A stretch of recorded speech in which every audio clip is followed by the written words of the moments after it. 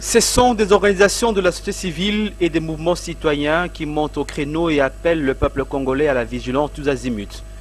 Une étape est franchie, certes, avec la non-candidature de Joseph Kabila Kabange, mais il faut veiller, surveiller, car des velléités dictatoriales d'un système kabiliste demeurent encore. Rencontre détail à la faveur de cette déclaration conjointe. Ce mercredi 22 août 2018, de plus de 250 organisations de la société civile et mouvements citoyens de la RDC pour cimenter cet engagement pour le changement radical. Maître Hervé Diakessé, porte-parole du mouvement citoyen Les Congolais debout des syndicats de Colo, est plus que formel sur la détermination et la mobilisation de structures de base mises en alerte face à tout dérapage, notamment sur le processus électoral.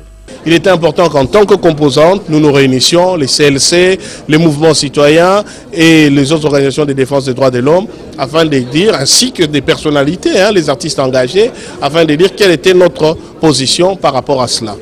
Notre position est dans l'intitulé même. Ne baissons pas la garde, restons vigilants, les combats continuent. Ça veut simplement dire que nous avons pris acte, mais beaucoup reste à faire sur l'inclusivité des scrutins.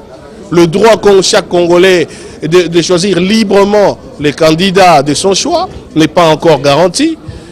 L'accès aux médias publics, l'accès à l'espace public, la liberté des réunions et des manifestations, si on n'est pas de la famille politique de Joseph Kabila, n'est pas garanti. Les prisonniers politiques sont encore en détention.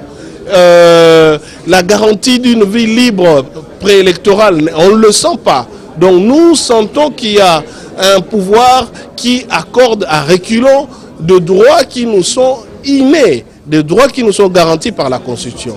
Alors nous allons à nouveau rentrer dans nos bases, sensibiliser notre population, la ramener encore à constater que le combat continue et que ce que nous avons obtenu, nous allons encore nous engouffrer dans cette brèche pour exiger une application intégrale des accords de la Saint-Sylvestre, du respect de la Constitution et des organisations des élections dignes de ces noms. Le combat continue et il faut que l'alternance soit effective, soutienne les mouvements citoyens et les organisations de la société civile.